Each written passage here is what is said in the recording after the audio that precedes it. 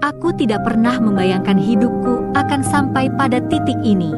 Titik di mana aku harus memilih antara harga diriku atau menyelamatkan keluargaku. Namaku Rani. Aku anak pertama dari 3 bersaudara, lahir dan besar di sebuah desa kecil yang jauh dari hiruk-pikuk kota. Kami bukan keluarga kaya, tapi selama ini kami hidup cukup.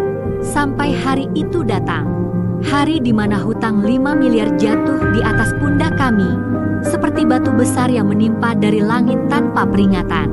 Ayahku, yang selama ini menjadi tulang punggung keluarga, jatuh sakit keras. Tidak hanya sakit, usahanya pun bangkrut. Seluruh tabungan habis untuk biaya rumah sakit, dan sisa-sisa yang ada masih belum cukup untuk membayar pinjaman yang ia ambil dari rentenir. Rentenir itu bukan orang sembarangan. Dia terkenal kejam, tidak segan mengancam atau merampas apa saja yang dimiliki orang yang berhutang padanya. Ibuku menangis setiap malam, memikirkan bagaimana cara melunasi uang sebesar itu. Aku, sebagai anak pertama, merasa bertanggung jawab. Aku bekerja di kota sebagai kasir di sebuah minimarket. Gajiku tidak seberapa. Bahkan untuk membantu biaya berobat ayah, aku harus meminjam pada teman-temanku. Tapi itu semua seperti setetes air di tengah lautan. Tidak ada artinya dibanding utang sebesar itu. Sampai suatu hari, kabar yang tak pernah kuduga datang. Seorang tetangga lama, Bu Ratna, yang dulu sering datang ke rumah, menemuiku di tempat kerja. Dia tersenyum, tapi senyumnya terasa berbeda. Seperti menyimpan sesuatu yang berat. "Rani, aku dengar kabar tentang keluargamu," katanya pelan. Aku hanya mengangguk, mencoba menahan air mata yang mulai menggenang. "Aku kenal seseorang. Dia bisa membantumu melunasi hutang itu, tapi dengan satu syarat," lanjutnya.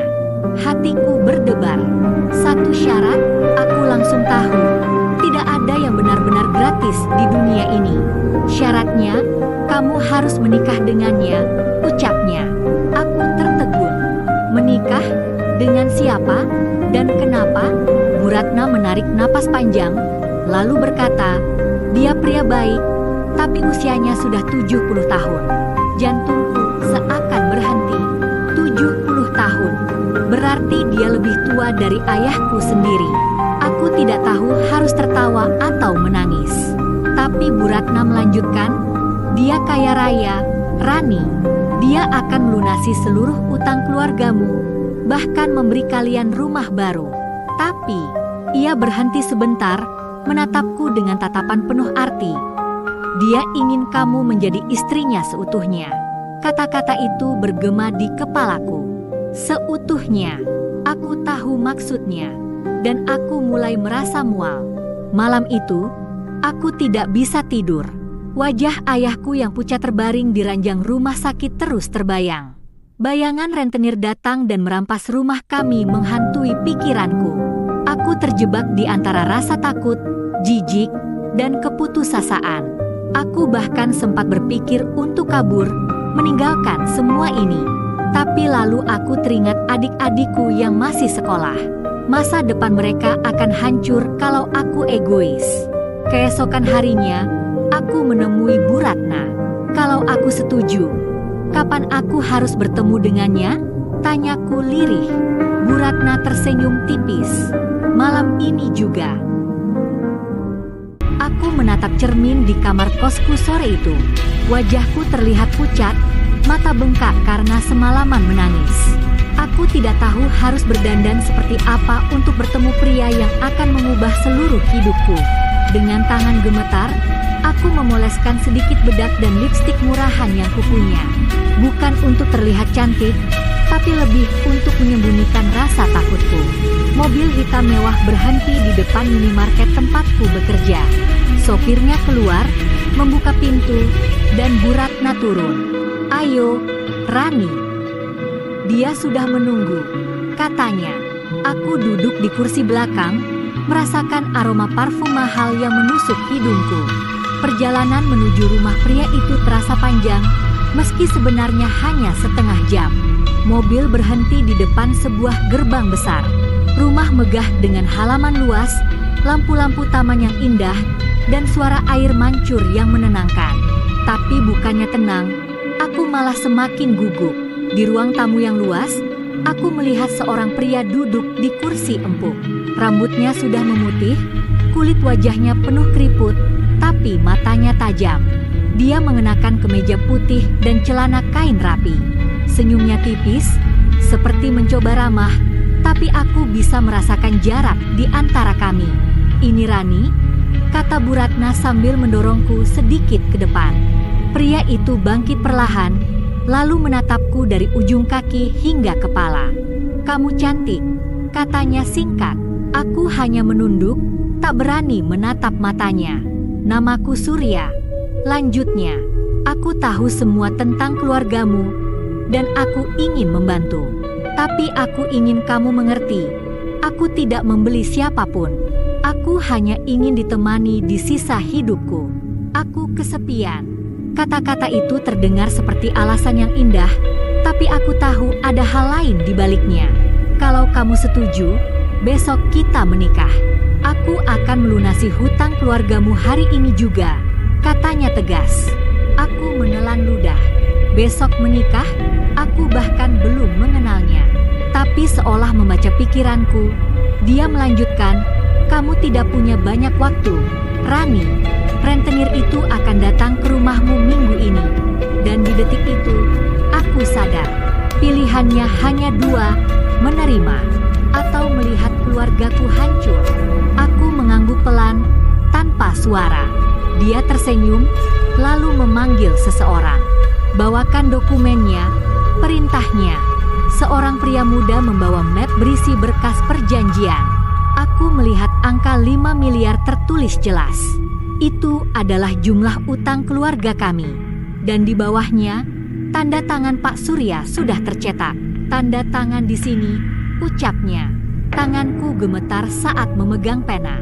Begitu tanda tanganku tergores di atas kertas, aku tahu hidupku tidak akan pernah sama lagi. Malam itu, aku pulang ke rumah orang tuaku dengan hati campur aduk. Ibuku memelukku sambil menangis bahagia ketika aku memberitahu bahwa utang kami sudah lunas.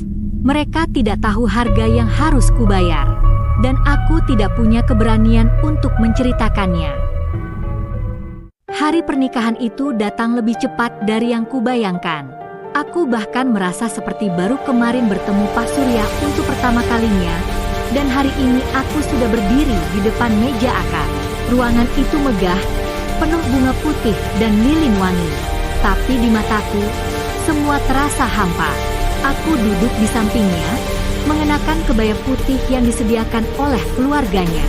Jemariku dingin, dan suara hatiku berteriak ingin lari, tapi kakiku seakan tertanam di lantai. Suara penghulu memecah keheningan, memandu prosesi akad nikah. Suara Pak Surya terdengar pelan tapi mantap saat mengucapkan ijab kabul. Dan ketika semua orang mengucapkan sah, aku hanya bisa tersenyum tipis, menyembunyikan air mata yang menggenang di sudut mata. Orang tuaku duduk di barisan depan, tersenyum bahagia, tidak tahu bahwa di balik senyumku ada luka yang baru saja terukir. Seusai akad, tamu-tamu memberi selamat. Tangan-tangan mereka menjabat tanganku, ucapannya terdengar seperti gema yang jauh. Aku tidak benar-benar mendengar mereka. Yang ada di pikiranku hanyalah, apa yang akan terjadi setelah ini. Malamnya, kami kembali ke rumah besar Pak Surya. Semua orang sudah pulang, hanya tersisa aku, dia, dan beberapa pelayan yang sibuk membereskan sisa pesta. Pak Surya menatapku dari seberang meja makan. "Kamu terlihat tegang," katanya. Aku hanya tersenyum kaku. Dia menghela napas, lalu berkata, "Aku tahu ini tidak mudah untukmu, Rani, tapi aku harap kamu bisa mencoba, setidaknya untuk mengenalku lebih dekat." Setelah makan malam yang terasa panjang, pelayan membawaku ke kamar utama. Kamar itu luas, dengan ranjang besar, tirai tebal, dan lampu temaram. Jantungku berdegup kencang. Aku berdiri di dekat pintu, sementara Pak Surya masuk dan menutupnya pelan. "Rani, aku tidak akan memaksamu malam ini. Aku ingin kamu merasa nyaman dulu, katanya lembut. Kata-kata itu seharusnya membuatku lega, tapi entah kenapa, justru membuatku semakin gugup. Dia duduk di tepi ranjang, menatapku lama. Kita punya banyak waktu, ujarnya, lalu berbaring dan memejamkan mata. Aku berdiri kaku di tempat, lalu perlahan berjalan ke sisi ranjang yang lain. Malam itu, aku tidur di samping seorang pria yang baru sehari menjadi suamiku. Pria yang usianya lebih tua dari ayahku sendiri. Tapi aku tidak bisa memejamkan mata.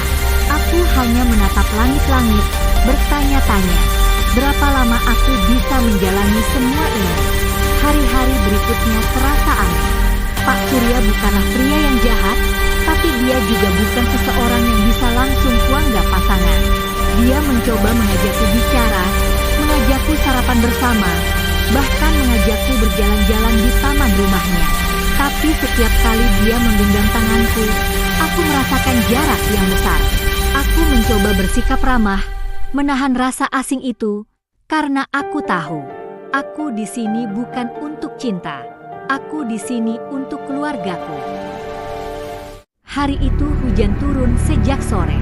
Langit gelap, udara dingin, dan suara hujan yang mengetuk kaca jendela membuat suasana semakin sunyi.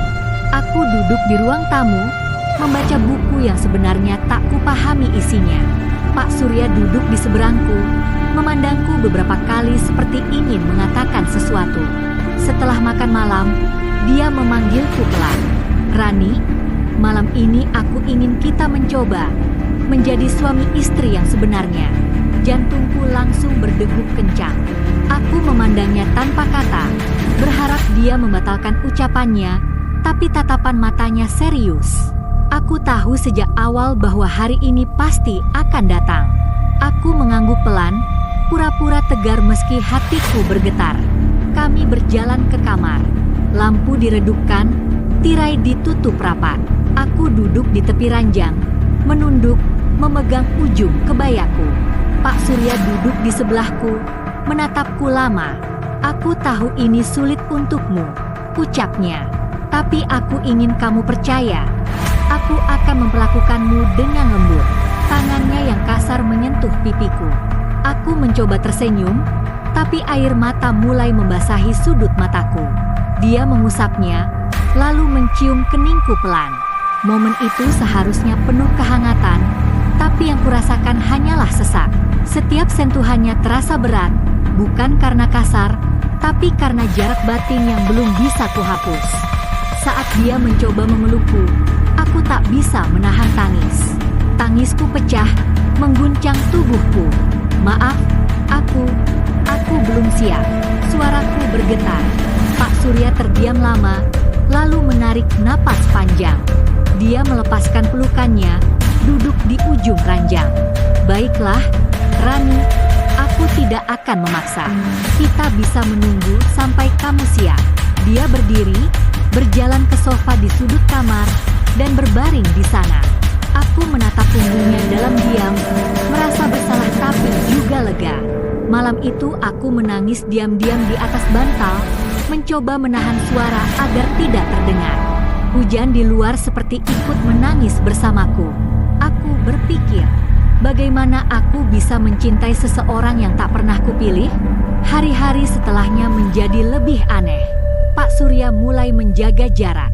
Dia tidak lagi mencoba terlalu dekat, meski tetap bersikap sopan. Kami sarapan bersama, tapi percakapan kami singkat. Dia lebih banyak menghabiskan waktu di ruang kerjanya. Aku bisa merasakan ada kekecewaan di hatinya. Di satu sisi, aku bersyukur dia memberiku waktu. Tapi di sisi lain, rasa bersalah itu seperti duri di dadaku. Hingga suatu malam, aku mendengar suara batuk keras dari kamarnya. Batuk yang dalam, berat, seperti menahan sakit. Aku berlari menghampirinya, melihatnya terbaring pucat di ranjang. Untuk pertama kalinya, aku merasa takut kehilangannya. Malam itu, aku memanggil dokter pribadi yang biasa datang ke rumah. Dokter memeriksa Pak Surya dan memberinya obat, lalu berpesan agar beliau banyak beristirahat. Setelah dokter pulang, Aku duduk di tepi ranjangnya, memegang tangannya yang dingin. "Kenapa tidak bilang kalau sedang sakit?" tanyaku pelan. Dia menatapku, tersenyum tipis. "Aku tidak ingin kamu merasa terpaksa peduli, Rani. Aku sudah cukup senang kamu ada di sini, meski hanya untuk menemani." Kata-kata itu menusuk hatiku. Selama ini aku hanya memikirkan diriku sendiri, tentang ketidaknyamanan, tentang keterpaksaan, tanpa pernah benar-benar mencoba memahami kesepiannya. Malam itu aku tidak pergi ke kamarku. Aku duduk di sampingnya sampai dia tertidur. Di bawah cahaya lampu temaram, aku melihat wajahnya yang lelah, keriput-keriput yang bercerita tentang usia dan perjalanan hidup. Untuk pertama kalinya, aku melihatnya bukan sebagai pria tua yang harus kunikahi demi melunasi utang, tapi sebagai manusia yang rapuh dan membutuhkan kasih sayang. Hari-hari berikutnya, aku mulai bersikap berbeda. Aku menemaninya sarapan, mendengarkan ceritanya tentang masa muda, menemaninya berjalan di taman, bahkan membacakan koran setiap pagi. Aku melihat matanya berbinar setiap kali aku tersenyum atau menatapnya lama. Hubungan kami tidak berubah secara instan, tapi perlahan ada kehangatan yang mulai tumbuh. Hingga suatu sore, saat matahari tenggelam di balik jendela kamar, Pak Surya berkata, "Rani, aku tahu kamu tidak menikahiku karena cinta, tapi aku berterima kasih karena kamu mau bertahan. Kamu membuat sisa hidupku lebih berarti." Aku hanya bisa menunduk, menahan air mata. Aku sadar, cinta bisa tumbuh dari tempat yang tidak kita duga. Bukan selalu tentang romansa menggebu, tapi tentang kehadiran, kesabaran, dan rasa saling menghargai. 3 bulan setelah itu, kesehatannya memburuk. Aku merawatnya setiap hari, bahkan tidur di kursi di samping ranjangnya. Hingga suatu malam, dia menggenggam tanganku erat, lalu berbisik, "Terima kasih, Rani." Itulah kata terakhirnya sebelum matanya terpejam untuk selamanya. Aku menangis memeluknya, menyadari bahwa meski awalnya aku menikah demi uang, akhirnya aku benar-benar kehilangan seseorang yang berarti. Warisan dan harta yang ia tinggalkan tak pernah bisa menggantikan kehadirannya. Tapi yang ia berikan jauh lebih berharga dari itu. Pelajaran tentang arti sebuah pengorbanan dan ketulusan.